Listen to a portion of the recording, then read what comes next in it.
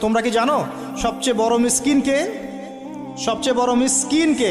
দরিদ্রকে? সাহাবীরা বলছেন আমরা তো মনে করি যার কাছে অর্থ সম্পদ কম সেই বড় মিসকিন। আল্লাহ রাসূল বলছেন ভুল। শোনো, সবচেয়ে বড় মিসকিন সেই ব্যক্তি যে ব্যক্তি পরকালে অনেক নেকি নিয়ে উঠবে, নামাজ, রোজা, হজ, যাকাত, ওমরা, হজের নেকি, বিশাল বিশাল নেকি।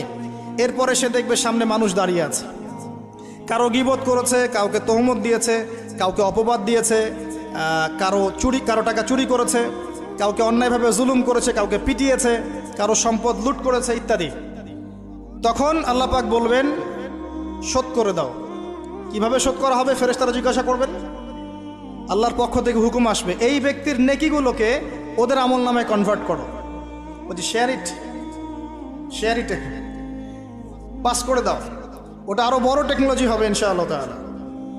বলার সাথে সাথেই আপনার নেকি আমার নেকি দেখা যাবে চলে গেছে, নাউজুবিল্লাহ।